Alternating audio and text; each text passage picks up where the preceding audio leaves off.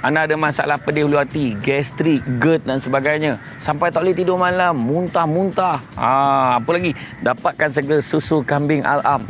Kenapa? Dengan susu kambing Al-Am, campuran susu kambing, madu dan kurma dapat menyelesaikan masalah anda. Apa lagi? Dengan hanya RM45 saja satu kotak, anda tekan link, hubungi kami ataupun tulis di ruangan komen. Bismillahirrahmanirrahim. Assalamualaikum warahmatullahi wabarakatuh. Alhamdulillahirabbil alamin. Wassalatu wassalamu ala asyrafil anbiya'i wal mursalin wa ala alihi wa sahbihi ajma'in. Subhanaka la ilma lana illa ma 'allamtana innaka antal alimul hakim.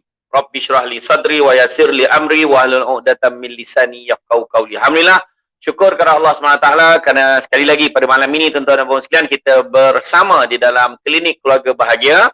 Dan malam ini seperti biasa saya ditemani oleh panel-panel seperti mana yang kita maklum, kita biasanya ada 2 panel tetap, tapi salah seorang pada panel tetap kita malam ini tidak dapat hadir kerana ada program lain yang bertindak. Tapi jangan risau, tempat beliau ada gantiannya yang juga tak kurang hebatnya tuan-tuan dan puan-puan sekalian.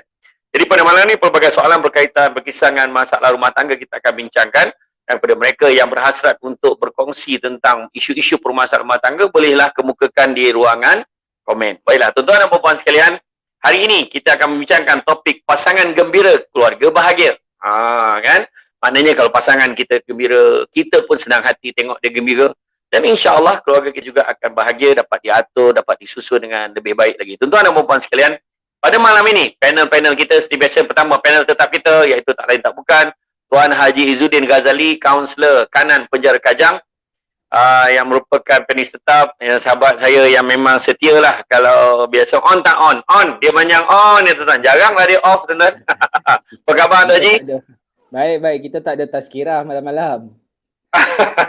Tak apalah, malam ni kita bincang Ustaz Nur Azman dia banyak. Ya, betul. Jadi malam ni maknanya bila dengan adanya Tuan Haji Izzuddin, maknanya Ustaz Nur Azman Ahmad, Ustaz Nur Azman Ahmad direhatkan malam ini tuan-tuan. Dan sebenarnya kita ada seorang lagi, sebenarnya beliau pun merupakan panelis tetap kita juga sebenarnya. Cuma dia ni pun lebih kurang sama, agak sibuknya, tapi malam ni kita dapat tangkap dia. InsyaAllah kalau kali keluarga bahagia, Ustaz Haji Nur Azami alias seorang lagi, iaitu Imam Bosa, tuan-tuan, Masjid Bosi Putrajaya, yang merupakan juga sebenarnya kita punya panelis tetap untuk klinik keluarga bahagia. Pada malam ni beliau ada. So Ustaz Nur Azman ni lah, tak ada. Apa khabar Ustaz Nur Azami? Alhamdulillah. Tuan Samsul. Alhamdulillah. Tuan Samsul kau panggil tu apa ni Tuan Izzuddin Haji. Dia sekarang ni nama glamour SD. SD ya? Dulu panggil Samsul, tak, kalau sekarang panggil Samsul tak paling dia dah. Tahu kan? Suka-suka ya kan. Saya selalu panggil dia Alung ya. Boleh panggil Alung pun boleh, tak ada masalah. Panggil Alung boleh, tak ada masalah. Okey je kan. Okey, malam ni tuan-tuan sekalian, kalau kita tengok setiap dari kita tak dapat lari pada masalah kecil ataupun besar, begitu juga dengan kehidupan rumah tangga. Pasangan mana yang mahu rumah tangga yang dibina musnah di tengah jalan, lagi-lagi jika perkahwinan yang dibina itu masih baru dengan merah inai belum tanggal habis di jari kanan. Dan zaman sekarang banyak sangat perkara yang kecil dan besar begitu mudah mengganggu kehidupan berumah tangga hingga boleh menyebabkan kepada berlakunya perceraian. Kadang-kadang masalah itu terlalu remeh pada tahap yang tidak masuk akal, tapi boleh menjadi salah satu punca untuk berpisah dari ikatan akad dan nikah. Makin menyedihkan adalah apabila banyak pasangan memilih untuk bercerai daripada berusaha untuk menyelamatkan rumah tangga masing-masing. Ini mungkin disebabkan oleh kurangnya ilmu rumah tangga dan juga mungkin terjadi disebabkan oleh sikap pasangan itu sendiri yang terlalu mementingkan diri. Jadi pusingan yang pertama ni, soalan pertama untuk Ustaz Haji Nur Azami alias, perkahwinan ni adalah perjanjian hidup antara dua orang insan. Maka jika di dalam perkahwinan sudah tidak ada komunikasi, bagaimana nak hidup bersama dengan harmoni? Masing-masing dengan hal sendiri, tak tahu apa yang berlaku di antara suami isteri, hanya bercakap bila perlu, dan bila bercakap ada saja yang tak kena dan sering berlaku salah faham. Ini menjadikan salah satu daripada masalah rumah tangga hingga menyebabkan perceraian adalah faktor komunikasi. Jadi apa pandangan Ustaz Haji Nur Azami alias tentang isu komunikasi dalam rumah tangga ni? Sejauh mana kepentingannya? Silakan Ustaz Haji Nur Azami, silakan. Assalamualaikum warahmatullahi taala wabarakatuh. Alhamdulillah wassalatu wassalamu ala Rasulillah wa ala alihi wa sahbihi wa man wala. Terima kasih kepada moderator kita ataupun SD, kata Tuan Haji Izzuddin tadi. Dan juga sahabat saya Tuan Haji Izzuddin. Berbalik kepada apa yang ditanyakan oleh Tuan SD tadi. Gagap pula saya dan ni Tuan Haji Izzuddin bila panggil Tuan SD ni. Sebab malam ni saya baru dididik oleh Tuan Haji untuk panggil SD ni. Jadi kalaulah apa yang digambarkan oleh Tuan Samsul Debat tadi tentang penceraian berlakunya begitu rupa wajahnya, bermakna pasangan tersebut tidak bersedia untuk menerobos ataupun masuk dalam gelanggang gerbang perkahwinan. Jadi bila katakan tak bersedia tu, kita akan tinjau dari segi kekuatan hati, kekuatan minda, ilmu, amalan dan hala tuju kehidupan atau tuju rumah tangga dia. Kan? Jadi di situ berlakunya ketidaksediaan pasangan tersebut. Jadi apabila sebut tentang komunikasi dalam rumah tangga, kepentingannya, kita tahu bahawa perkahwinan itu sendiri adalah komunikasi. Malah malah perkahwinan itu dimulai dengan komunikasi, ijab dan kabul. Jadi maknanya bila katakan komunikasi, satu proses untuk kita memindahkan, memberi, melontar ataupun kita nak meluahkan suatu perkara yang ada pada diri kita ni kepada kita sebagai penyampai, kepada penerima, dengan konten yang tertentu, perkara yang kita nak sampaikan dengan kaedah dan wahana yang tertentu. Jadi ini proses. Malah manusia ini makhluk komunikasi. Jadi kalau manusia tidak berkomunikasi, dia bukan manusia. Berhenti dia jadi manusia. Kalau manusia itu tak berkomunikasi. Sebab itulah kalau kita tengok dalam Islam, bila kita berjumpa dengan seseorang, Nabi suruh kita berkomunikasi dengan memberi salam. Dan bila beri salam ni dihukumkan sunat, menjawabnya wajib. Itu penting tu komunikasi itu. Dalam konteks rumah tangga pula, komunikasi ni diibaratkan sebagai teras dan nadi jantung kepada rumah tangga. Sebab maksud perkahwinan adalah komunikasi. Sama ada nak menatijahkan mawaddah warahmah itu, mesti dengan komunikasi. Nak dapat anak dengan tujuan kahwin pun komunikasi. Dia tak ada main tanung-tanung je, tapi anak tak ada. Tak dapat. Dia ada komunikasi yang berbeza. Tapi tak tahulah. Kalau pengalaman Tuan Haji Izzuddin bolehlah macam tu, asal tak faham. Kan? Tetapi pendekatan komunikasi, pentingnya komunikasi ni. Sebab itulah Allah Subhanahu Wa Taala menyuruh kita melaksanakan tanggungjawab beribadah, pendekatannya komunikasi. Maknanya kita, solat kita, ibadah kita itu adalah bentuk komunikasi yang kita nak sampaikan supaya kita mendapat natijah kebahagiaan. Itu sebagai pembuka gelanggangnya Tuan SD. Baik. Jadi makna kata kalau kita tengok apa yang menarik perhatian, bagaimanapun komunikasi ni, perkahwinan tu sendiri dah merupakan satu bentuk komunikasi. Yeah. Kalau tak ada komunikasi, macam mana nak berlakunya perkahwinan? Jadi itulah macam yang menarik tadi, tak tahulah kan, kalau Tuan Haji Izzuddin tadi kata kan, main tonongnya boleh jadi kan. Makna kata dia maknanya nak juga sentuhan, tapi nak sentuh ni pun nak kena tengok juga kan, bila masuk boleh sentuh, bila masuk boleh pegang. Kadang time pegang tu sensitif pula, tak boleh pegang time ni dia kata kan. Jadi mungkin ini melibatkan macam mana Ustaz? Itu juga memerlukan skill dan ilmu komunikasi. Ya, betul. Jadi oleh kerana ilmu komunikasi ni saya dapat daripada Tuan Haji Izzuddin, tak beranilah saya nak cerita lebih lanjut. Jadi kalau kita tengok, kalau kita dah dengar tadi, salah satu faktor komunikasi, faktor komunikasi tadi boleh sebenarnya membawa kepada perceraian, yang mana kalau kita tengok perceraian ini banyak berlaku dan kadang sebab salah faham dan sebagainya. Jadi maknanya ada satu lagi faktor, selain pada komunikasi, lepas komunikasi nak kena faham pula. Mana kita nak cerita pula, iaitu dan bila tak faham pula dia akan jadi bosan. Macam tu. Jadi itu ceritanya.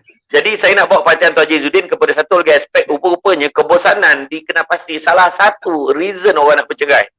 Kerap kali juga kita dengar bila suami isteri ni dia merasa bosan dengan pasangan ni sebab sebab yang tak munasabah. Dia kata balik tak ada apa-apa, dia kata bosan, tak ada benda pun kat rumah. Jadi ini sering berlaku pada pasangan yang telah lama bersama. Kenapa mesti ini berlaku? Tidak terfikirkah segala susah payah yang telah diharungi bersama sebelum ini? Jadi Tuan Haji Izzuddin, macam mana hal bosan ni boleh timbul? Silakan Tuan Haji. Baik, terima kasih. Alhamdulillahirabbil wassalatu wassalamu ala asyrafil anbiya wal mursalin wa ala alihi washabbihi ajmain. Rabbi shrah li sadri wa yassir li amri wahlul 'uqdatam min lisani yafqahu qawli. Rabbi yassir wa la tu'assir ya karim wa la haula wa la quwwata illa billahil aliyil azim. Alhamdulillah. Terima kasih pada sahabat saudara SD dan juga rakan ahli panel kekanda saya Ustaz Haji Nur Azamir, Imam Bosa Masjid Bosi Putrajaya. Kan alhamdulillah, syukur pada Allah SWT kerana dengan limpah kurnia dapat kita bersama sekali lagi dalam klinik keluarga bahagia dan tuan-tuan perempuan yang bersama-sama dengan kita pada malam ini. Saya menyeru dan menggalakkan untuk tuan-tuan like dan share pada rakan-rakan kita yang lain, mudah-mudahan ia dapat manfaat bersama. Ada orang tanya macam mana nak dapat manfaat daripada majlis ilmu yang orang lain sampaikan. Tak susah tuan-tuan. Ada satu butang share kat situ kan, klik saja. Tekan.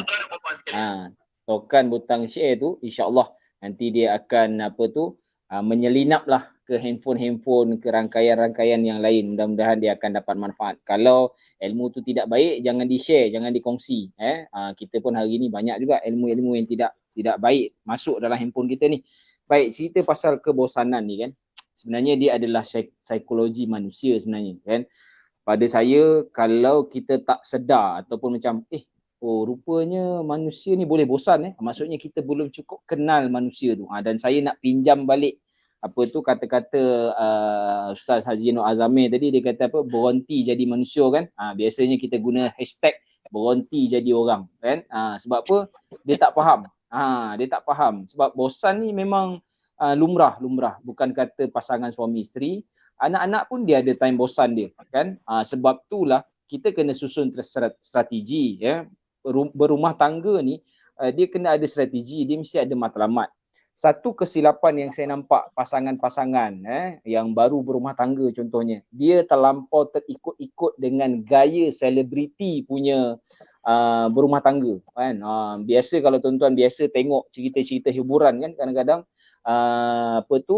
wartawan akan tanya lepas berumah tangga, apa dia tanya? Lepas ni nak bulan madu kat mana? Bulan madu tak nak kalah tuan-tuan, nak pergi France kan, nak pergi Belanda, nak pergi Kashmir lah, nak pergi apa. Itu tahun pertama perkahwinan. Tuan-tuan bayangkan, perkahwinan tuan-tuan ni nak berapa tahun sebenarnya? Adakah tuan-tuan berhajat untuk 5 tahun, 10 tahun? Dan biasanya orang anak-anak muda ni dia akan guna hashtag til jannah kan, sampai syurga tu. Sampai syurga maksudnya hingga ke kiamat lah tuan-tuan. Tapi bayangkan kalau tahun pertama tuan-tuan dah pergi France. Tahun kedua kan, tahun kedua takkan nak pergi bongek ni kan, honeymoon ni kan. Contohlah bongek tu kat kampung tu kan. Takkan nak pergi kat situ. So maksudnya dia mesti upgrade dengan lebih baik. Jadi suami dan isteri mesti merancang sesuatu yang element of surprise.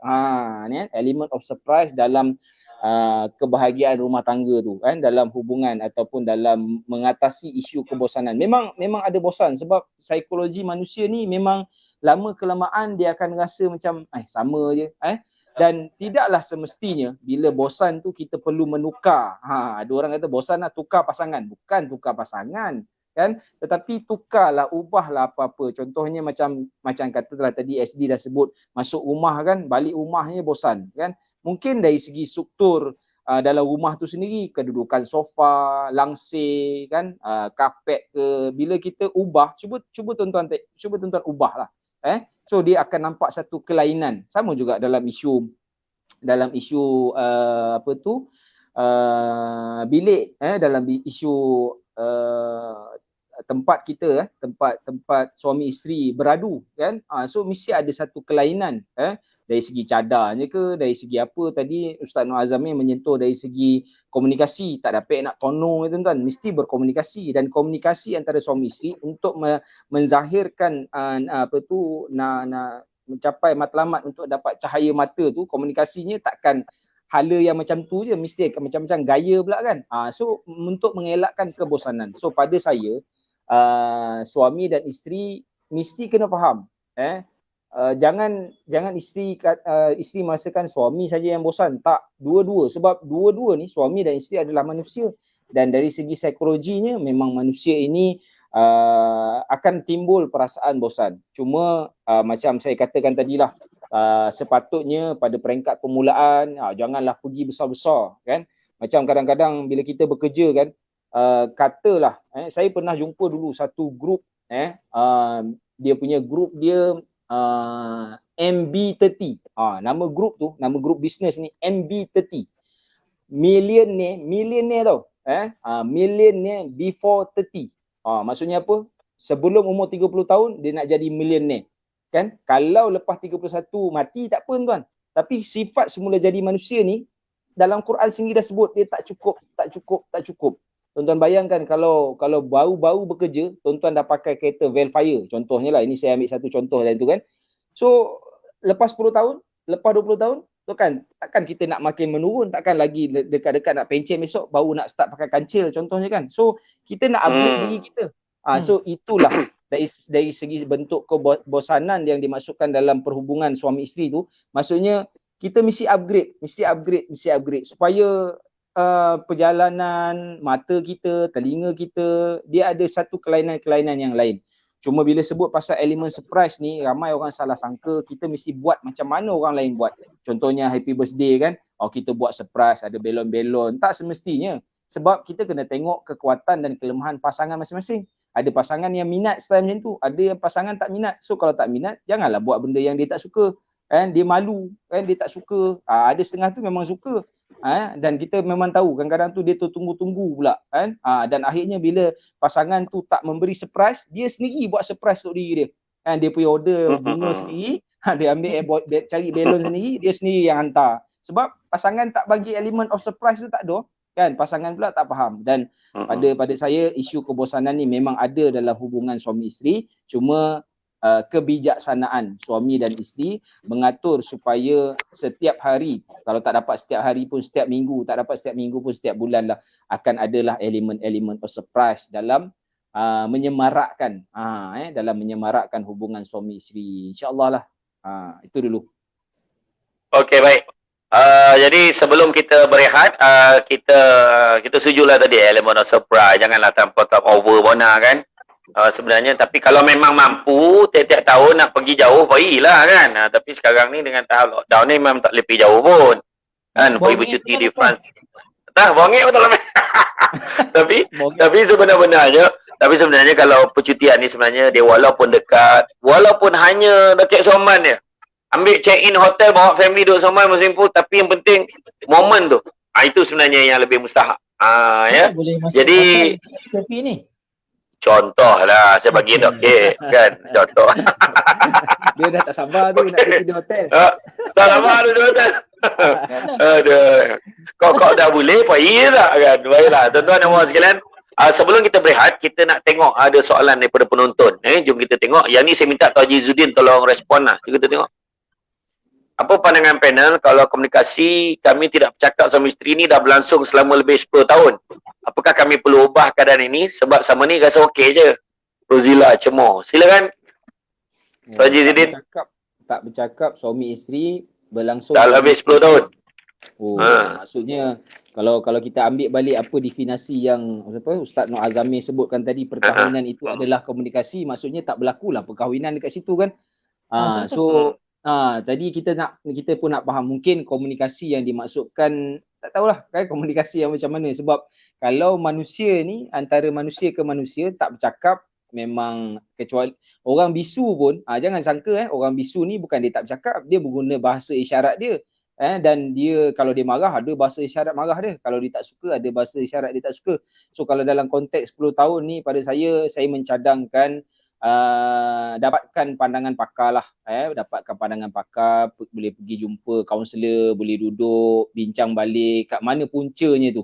Mungkin ada rajuk di hati, mungkin ada kekecewaan yang berlaku, mungkin ada yang tak faham ataupun tak tahulah, mungkin ada dia kata saya komunikasi je. Taklah, mana ada awak komunikasi. Isteri kata suami tak komunikasi, tapi suami kata kita komunikasi. Itu antara perkara-perkara yang saya rasa perlu difahami dan juga diperhalusi lah oleh pasangan suami isteri. Sebab kalau tak berkomunikasi ni dah 10 tahun pula tu kan, rasa macam macam something wrong betul lah tuan-tuan kan.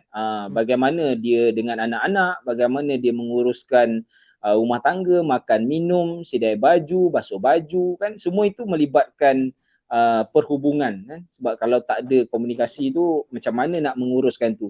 Tapi mungkin yang cuba dimasukkan kalau dia bercerita tentang komunikasi yang efektif, ini lebih kepada kefahaman masing-masing lah, dengan keupayaan diri seseorang. Sebab ramai orang kadang-kadang dia salah faham bila nak berkomunikasi ni, sistem rumah tangga ni dia tak macam kita pergi keluar makan waktu lunch. Biasanya kalau kita bekerja, kita nak ajak kawan kita pergi lunch untuk makan, kita akan cari yang sekepala dengan kita. Maksudnya yang suka dengan makanan yang kita nak makan, yang suka tempat kita nak pergi. Kalau kita nak pergi tempat aircon, kita akan cari kawan yang suka juga pergi tempat aircon. Itu kawan masa dekat pejabat nak cari makan. Tapi kalau kat rumah ni, dia punya isu perhubungan ni adalah melengkapi antara satu sama lain. So si suami kena memahami si isteri, isteri mesti memahami si suami. Itu dia punya kefahaman dia lah kan. Jangan ada komen daripada Normawati lah. Kadang-kadang boleh bercakap si suami sebetul je. Isteri selalu yang salah ada kan. Tu semua lah tu kan. Sistem. Biasanya isteri yang selalu betul, suami yang selalu salah.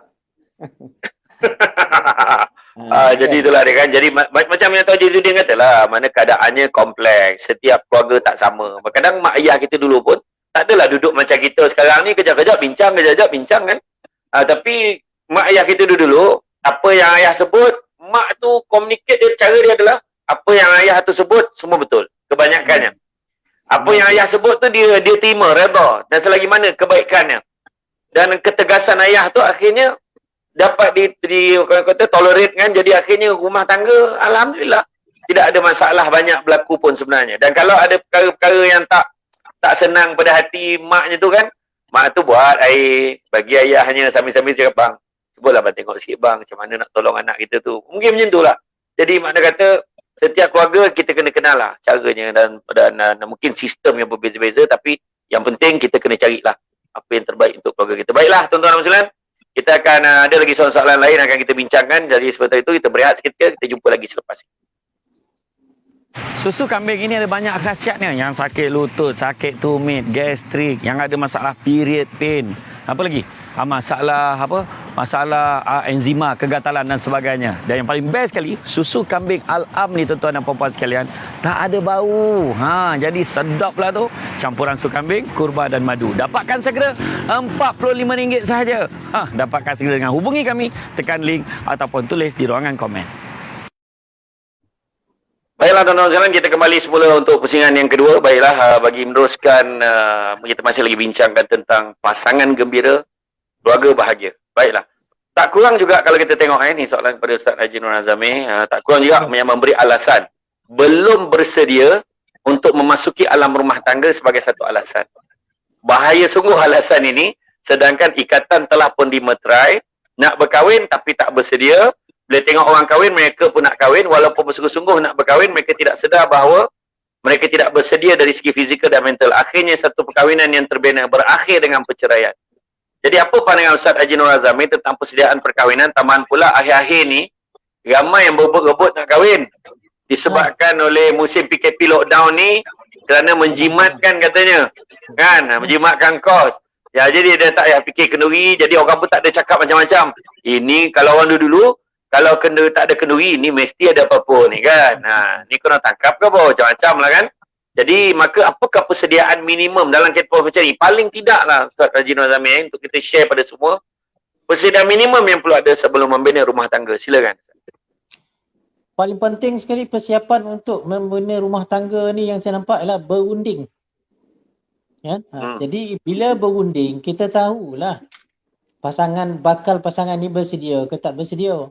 Kalaulah dah terjadinya perjanjian untuk berkahwin dan bertunang lah, tiba-tiba terkeluar satu kenyataan bahawa tak bersedia. Mungkin ungkapan tak bersedia itu dijadikan sebagai satu alasan di atas kekecewaan ataupun tekilan ataupun terasa hati oleh sesuatu perkara yang ada kaitan dengan proses untuk membina rumah tangga. Jadi dalam perkara ini ialah kita perlu membina rundingan supaya dalam rundingan dan perbincangan itu penjelasan-penjelasan dapat dileraikan. Maknanya ada tabayun. Kan? Bila ada tabayun, maka tak berlakulah tibayun ni. Kan? Itu dia. Jadi kadang-kadang orang suka tibai je perasaan itu. Sebab hari ni orang, pada saya lah, pada ini kebanyakan orang dikuasai oleh emosi, perasaan. Kerana apa? Punca dikuasai diri dengan emosi ni adalah amalan. Ilmu dan amalan. Kadang-kadang ada ilmu tapi tak beramal, maka dia tidak melunakkan perasaan. Jadi perasaan ini datang daripada kecelaruan pemikiran. Bila dia beramal, pemikiran-pemikiran itu boleh distrukturkan semula supaya perasaan yang berkecamuk ni bab kata boleh dilandaikan. Jadi perkara ini boleh orang kata boleh disebuletkan, boleh orang kata disusun bila berlakunya rundingan dan perbincangan.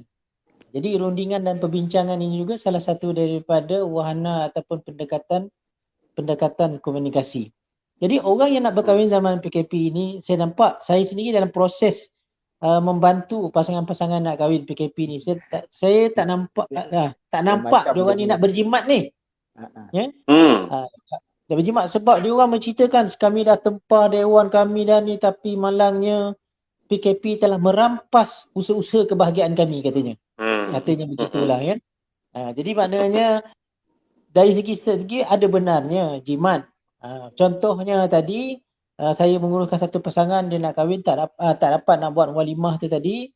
Jadi dia kata duit dia hantaran dia tadi dia simpan untuk kegunaan rumah tangga dia.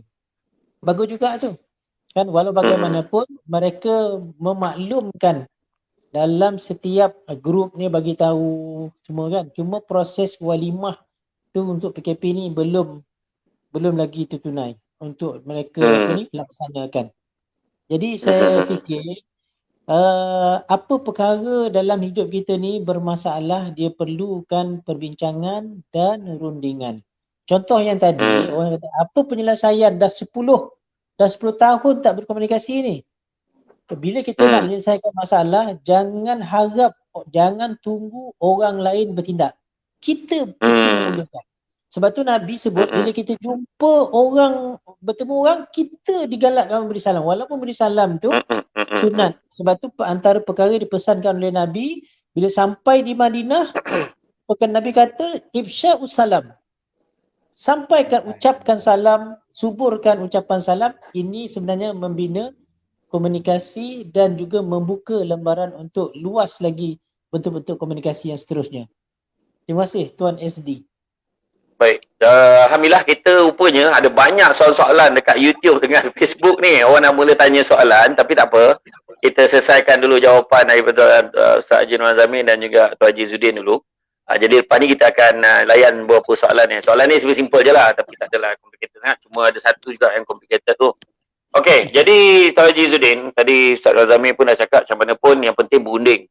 Macam luahkan hati ke hati sebab rumah tangga yang nak dibina ni bukanlah kata untuk jangka pendek. Seboleh-bolehnya kita nak jangka panjang lah kan.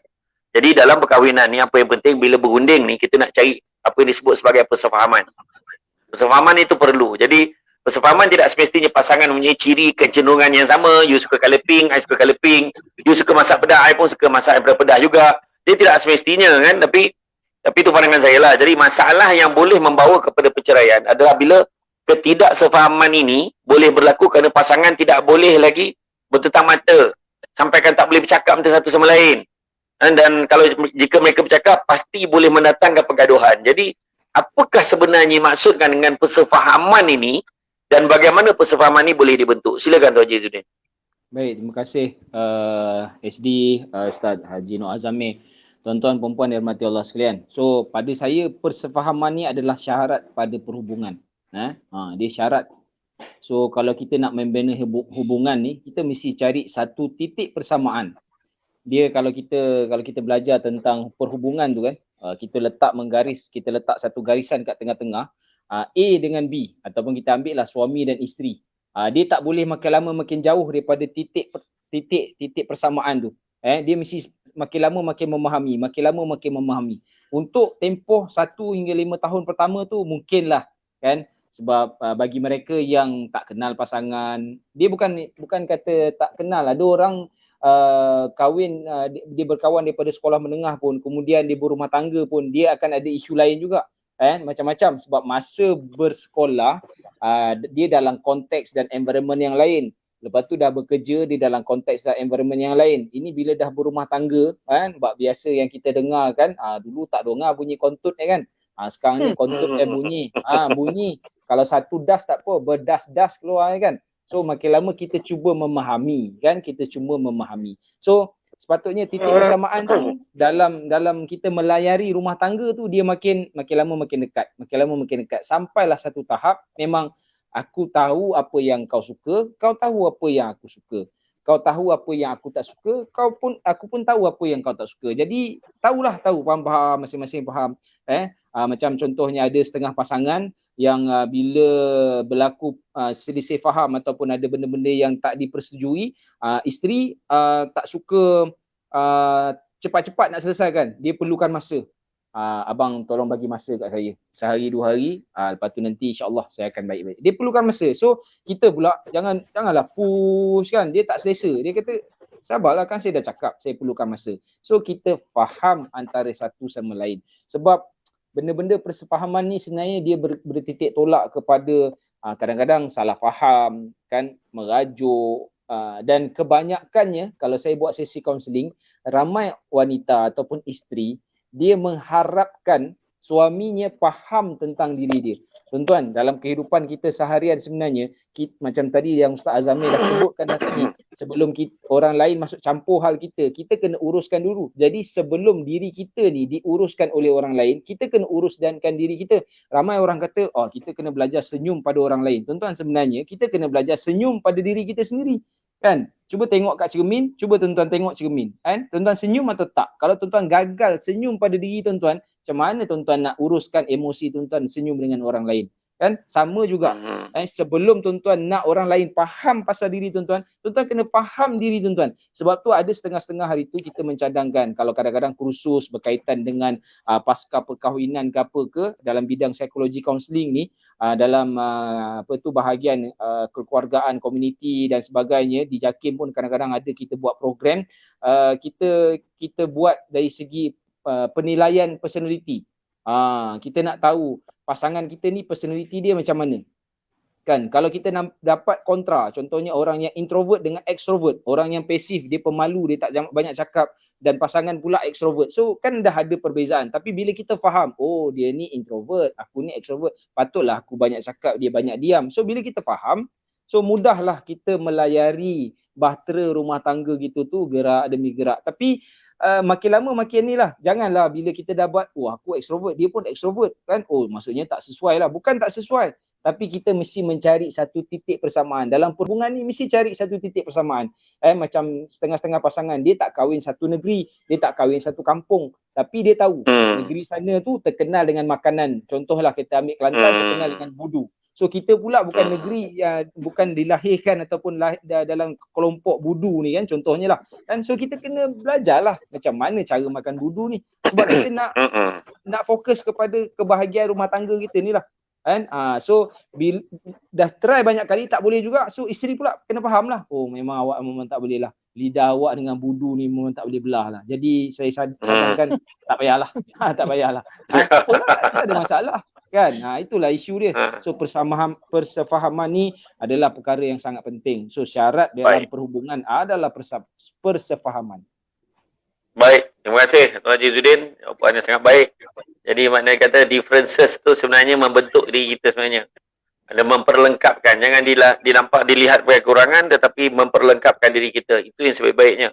Dan persefahaman ni makna give and take. Ada benda yang kurang pada kita, pasangan kita boleh terima, dan apa yang pasangan kita kurang, kita juga kena terima. Dan itulah salah satu daripada cara-cara kita untuk mempertahankan rumah tangga kita dan mencari kebahagiaan. Kalau cari salah memang jumpa kan, tapi itulah dia. Baiklah tuan-tuan, sebelum kita lihat ada satu soalan ni tapi dia tidak, dia mohon agar identitinya dirahsiakan. Soalan ni saya tujukan minta Ustaz Razami respon sikit. Dia kata, saya dah jadi tunang orang dan dalam hujung tahun ni saya berkahwin, tapi masalahnya Ustaz, ibu dan kakak sulung saya tak benarkan saya kahwin. Ayah saya dan abang-abang restu, tapi sudah dihasut dengan kakak sulung dan ibu saya siap hina tunang saya. Sebab waktu dia umur 17 tahun, dia kemalangan motor mengakibatkan muka dia terbelah, tapi tulang hidung terpaksa dibuang, jadi rupa dia macam cacat sikit. Tapi fizikal dia normal macam orang lain. Dia bekerja sebagai pemandu lori GDEX dan penghantar makanan GrabFood. Kami kenal di media sosial Facebook dan dia telah meminang saya melalui video call dengan ibu saya dan ayah saya serta keluarga tunang saya, mana bunyi online lah. Ayah dan ibu saya terima pinangan itu, tetapi ibu saya menghina lah, katanya kenalah jumpa dulu depan-depan, takutlah nanti jumpa dia jengkot ke, cacat ke, kalau tak kenan boleh reject. Yang saya sedih bila dia bercerita dengan jiran sebelah rumah saya. Jadi Ustaz, wajibkah saya ikut perintah ibu saya? Lagi saya kata Ustaz, waktu meminang harus ke bercerita kepada orang. Saya buntu Ustaz, sampai sekarang ibu dan kakak saya tak tegur saya. Saya tak tahu apa salah saya tak ada peluang nak bertanya dan bincang sebab ibu saya selalu mengelak Ustaz. Jadi mungkin Ustaz Nazami, dia macam complicated, tapi isu ni saya nampak dia dah bertunang dan dia dah suka dengan pasangan dia ni, memang nak mancang nak kahwin. Tetapi ialah perundingan sekarang semua online. Tapi sekarang mak dia macam tak suka pula. Yalah bawa lori aja katnya kan. Ni GDEX, buat GrabFood. Jadi dia kata macam nak menghina pula kan. Jadi apa-apa pandangan Ustaz dalam hal ni? Silakan Ustaz. Ada dua soalan di situ, apa ni Tuan SD. Yang pertama, wajib tak dia mengikut perintah mak dia? Wajib. Wajib ya? Itu wajib ikut. Tetapi wajib itu, bila katakan wajib, boleh tak hukum wajib ikut tadi, boleh tak kita mengubah ketentuan mak dia? Itu proses yang disebut oleh Tuan Haji Zuddin tadi. Yang keduanya ialah soalan tadi, saya kena jawab soalan ni supaya boleh dibincangkan selepas nanti. Yang lain tu. Boleh tak dia menceritakan proses waktu meminang tu. Jadi kembali kepada hukum asal. Kalau kita ceritakan sesuatu perkara tentang hal orang lain dan orang tu tak suka, dia dah jadi mengumpat. Apa hukum mengumpat tu? Semua tahu tu. Tetapi kalau sekiranya dia cerita tu adalah untuk mendapatkan berita dan penjelasan, maka itu dibenarkan sekadar keperluan dia nak mendapat maklumat.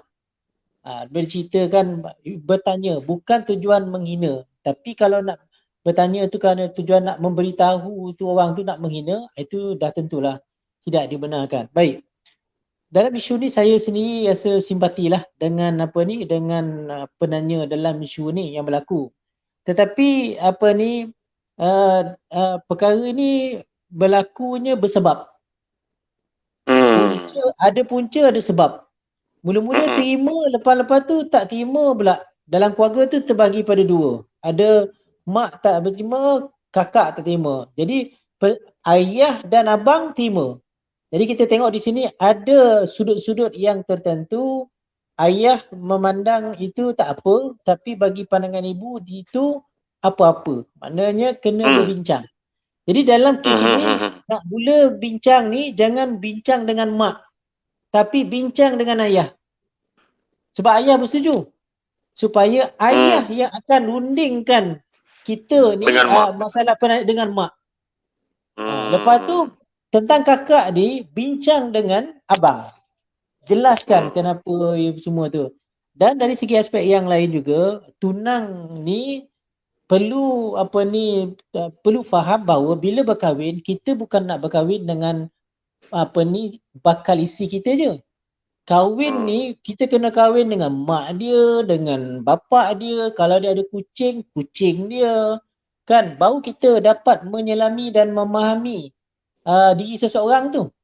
Hari ni yang menjadi cabaran besarnya. Bila kahwin, dia kahwin dengan isteri dia. Dia kahwin dengan suami dia. Mak dia tak kahwin. Ayah dia tak kahwin. Pengalaman-pengalaman silam dia tak kahwin. Jadi penerimaan dalam perkara ini perlu dijelaskan. Saya nampak isu kecacatan itu adalah sebagai alasan yang diadakan. Ada lagi sebab yang kita tak tahu ni. Jadi perkara itu perlu diselidiki, berbincang. Jadi mulakan perbincangan. Bila kita nak bincang ni, elok kita berbincang dengan orang yang orang bersetuju dengan kita. Baru kita pergi kepada orang yang tak bersetuju. Macam tu Tuan SD. Baik.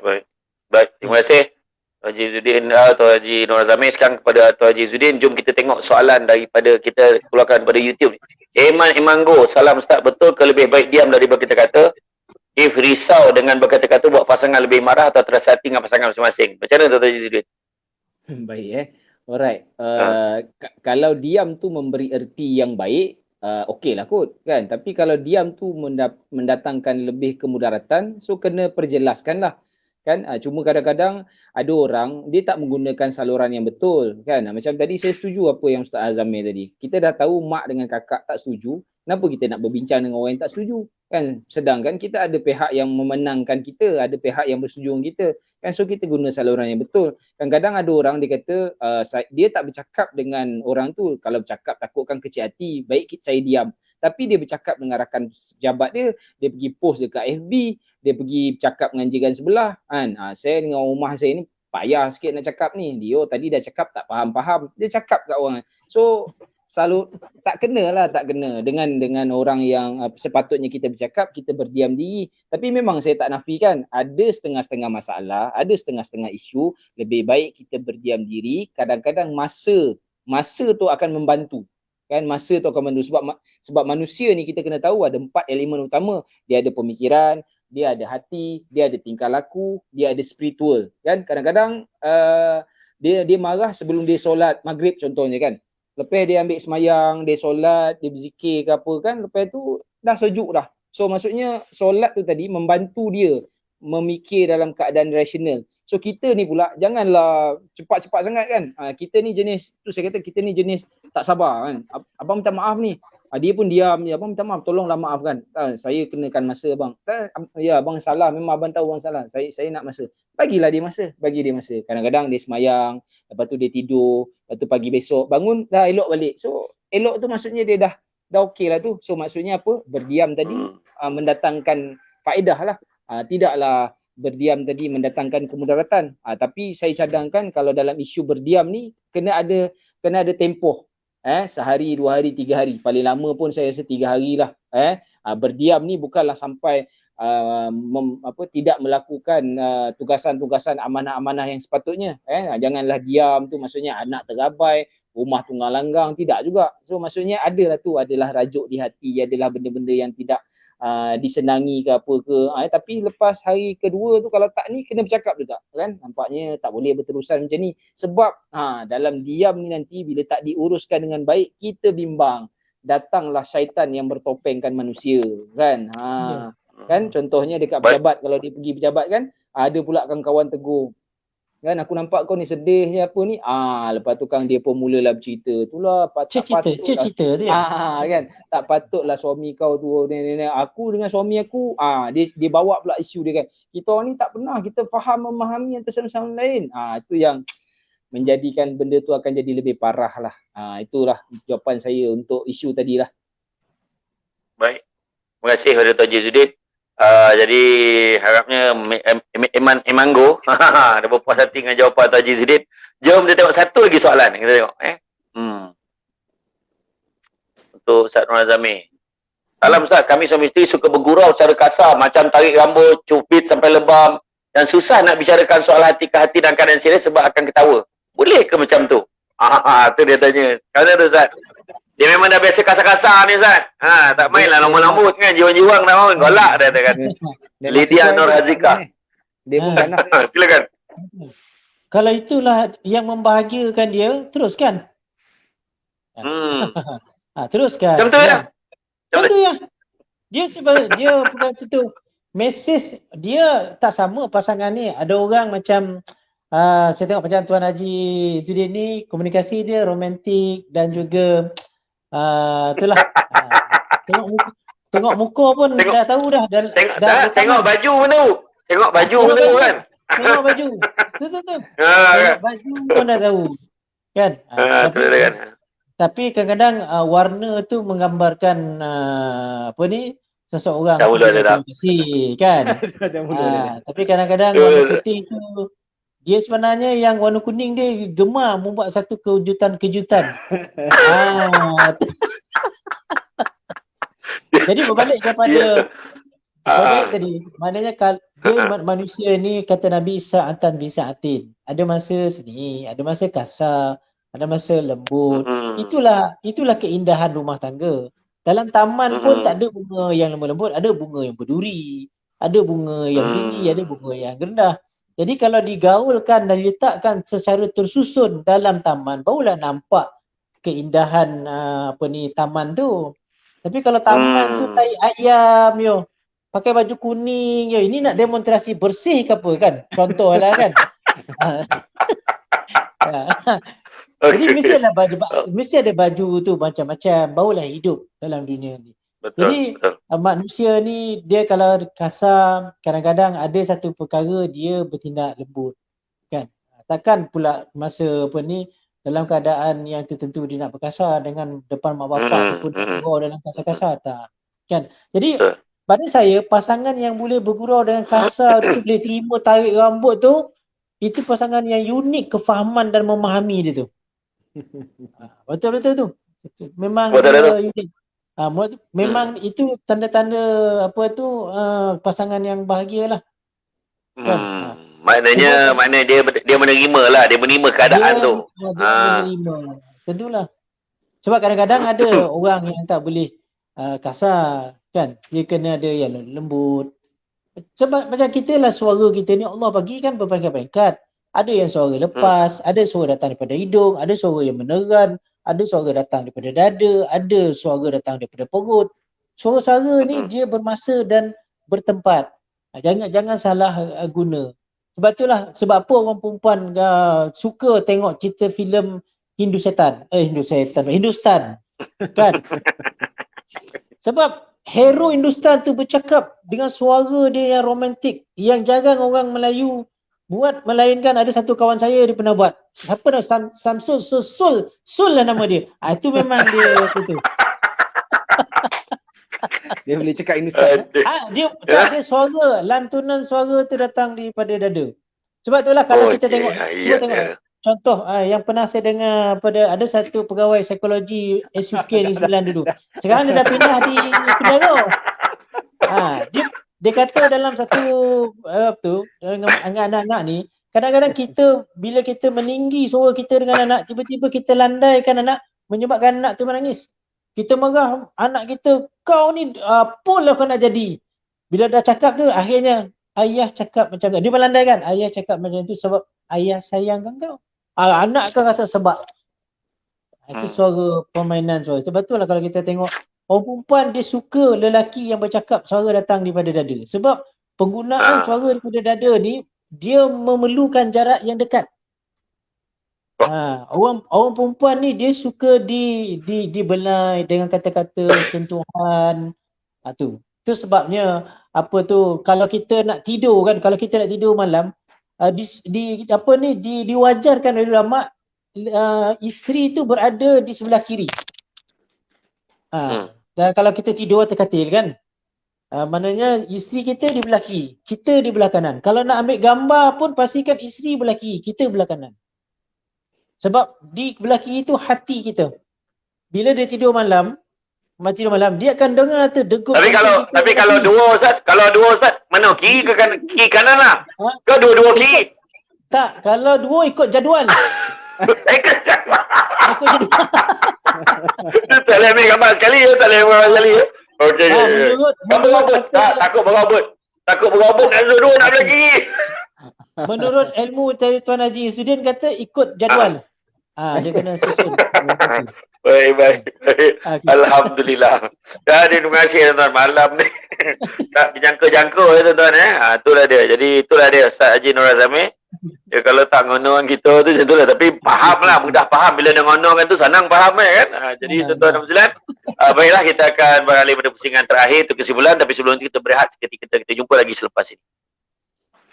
Anda ada masalah sakit lutut, sakit tumit, pijak sakit, tangan kebas-kebas. Jawapan untuk masalah anda, susu kambing Al-Am. Susu kambing Al-Am ni dengan hanya berharga RM45 saja boleh menyelesaikan masalah yang saya sebut tadi. Oleh itu, hubungi segera, tekan link ataupun tulis di ruangan komen. Baiklah tuan-tuan sekalian, kita dah sampai di penghujung rancangan, iaitu kali ini kita serahkan kepada Ustaz Haji Nur Zami untuk membuat kesimpulan tentang topik pasangan gembira, keluarga bahagia. Silakan Ustaz Nur Zami.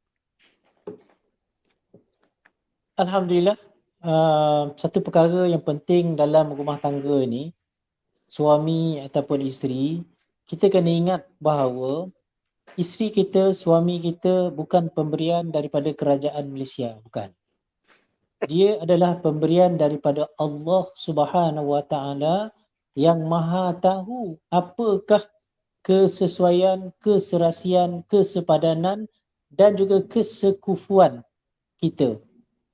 Jadi kita kena hargai pemberian Allah Subhanahu Wa Taala. Kalaulah raja bagi kita hadiah jam, kita akan pakai jam ni sesekali je. Tompek-tompek yang ponting-ponting yang kita pakai. Sebab raja yang bagi. Jarang raja bagi jam yang mahal, kita pakai pergi mengambil kutik durian ke rombau ke dusun kita kan? Tak. Kita akan pakai, kalau pergi kebun ni, jam tikam ni kita pakai. Jadi kita kena ingat bahawa satu perkara, isteri kita adalah anugerah Allah Subhanahu Wa Taala yang terhebat. Kan? Sebab itu kita kadang-kadang ada perempuan yang kita minat, suka tapi kita tak dijodohkan. Sebab apa? Sebab itu bukan ketentuan dan pilihan daripada Allah Subhanahu Wa Taala yang Maha mengetahui apakah yang paling sesuai, paling padan, paling patut, paling sekufu untuk kita. Hargailah anugerah Allah Subhanahu Wa Taala, sebab nanti bila kita jumpa Allah, Allah akan tanya apa yang kita buat dengan pemberian yang special tu. Sebab itulah ulama kata dunia ini akan indah, akan lebih bermakna kerana kita dianugerahkan pasangan kita yang hebat. Biarpun kita tahu ada kekurangan, ada sikit kelemahan, itu semua adalah peluang untuk kita menyempurnakannya agar rumah tangga kita benar-benar bahagia. Terima kasih Tuan SD. Baik. Itulah dia. Jadi pentingnya kita menjaga hubungan kita sebab pasangan kita ni adalah kurniaan daripada Allah SWT. Allah Ta'ala izinkan kita untuk bersama dengan pasangan kita, untuk hidup bersama dengannya. Jadi jaga ia sebagai satu amanah untuk kita menepani kehidupan dengan yang lebih baik lagi. Baiklah, tuan-tuan sekalian, kita beralih pula kepada Tuan Haji Zuddin. Silakan untuk mutiara kata terakhir untuk semua sebelum kita mengakhiri program malam ini. Baik, tajuk pada malam ni pasangan bahagia, keluarga bahagia. Kalau dalam Mak Saleh orang putih sebut happy wife, happy family. Kan? So memang biasa diangkat tu happy wife, happy family. Tapi bila sebut pasal bahagia ni, kita biasa dengar. Saudara SD pun pernah berkongsi pasal isu ni. Bahagia bukan terletaknya di mata. Kan? Sebab hari ni banyak orang berkongsi pasal isu rumah tangga ni dekat sosial media. Kan? Hak untuk berkongsi tu adalah hak orang yang berkongsi tersebutlah. Tetapi kita yang memandang tu tak semestinya. Apa yang kita lihat tu adalah kebahagiaan pada seseorang tersebut kan, sebab kita bimbang dia menjadi satu ancaman, dia menjadi satu dugaan, dia menjadi satu tekanan kepada kita suami isteri dan keluarga, nak jadi macam orang lain tu sebab kita nak bahagia macam orang tu. Ini satu istilah yang biasa kita jumpa dalam istilah keluarga sekarang ni. Sebab saya banyak handle sesi kaunseling kekeluargaan ni, kan, bila dia datang jumpa, dia kata kenapa orang lain tu bahagia, kenapa saya tak bahagia macam orang tu So saya kata bahagia yang macam mana, apa yang ni, sebab saya tengok orang tu ambil gambar dekat-dekat, selfie, boleh suami apa benda, mata bertentang mata lah. Saya ajak suami saya tak nak. kan, suami saya tak minat ambil gambar. So itu bukannya erti kebahagiaan yang apa yang kita faham kan, selagi dia menjalankan tugas amanah, anak-anak semua makan minum kita dan sebagainya terbalance, so itu adalah bahagialah. Kalau tuan-tuan tak tahan dengan apa yang orang tunjukkan, saya cadangkan jangan buka lah sosial media ni, tutup, jangan ada akaun FB, jangan ada Instagram. Tuan-tuan, hati tuan-tuan akan lebih tenang. Sebab ada setengah orang dia pandang, dia tengok sekadar alhamdulillah seronok tengok kawan-kawan bahagia, aku doakan kau bahagia, kau pun doakan aku bahagia. Okey, fine, tak apa. Tapi kita bimbang bila kebahagiaan orang lain tu kita cuba nak jadi macam orang lain, akhirnya dia memudaratkan diri kita dan pasangan kita. Mudah-mudahan kita faham apa yang dimaksudkan dengan erti kebahagiaan itu. Kita dengan cara kita, keluarga kita, tanggungjawab kita, kita jaga kita. Itu dulu SD. Baiklah tuan-tuan sekalian, perkahwinan itu adalah suci, maka pertahankanlah dengan sepenuh hati. Tak nafikan sekarang ni ramai pasangan-pasangan yang muda-muda kahwin. Dan ada juga yang berkahwin muda dan kekal sehingga ke akhir ini bagi menunjukkan usia bukanlah penentu untuk mempertahankan kebahagiaan di dalam perkahwinan. Tetapi sebaliknya sikap pasangan dan pasangan masing-masing itu sendiri yang cepat menyelesaikan masalah, membuatkan segalanya berada dalam keadaan baik. Dan kena ingat, bukan semua masalah boleh diselesaikan dengan perceraian. Malahan ada yang menambahkan masalah dengan perceraian sebenarnya. Tak kisahlah apa juga masalah dalam perkahwinan ini sekalipun, baik masalah tak cukup sumber kewangan, zuriat dan sebagainya. Yang pastinya setiap masalah rumah tangga itu ada jalan penyelesaiannya. Dan tidak semua masalah rumah tangga itu boleh kita biarkan, abaikan sehingga berlakunya perceraian.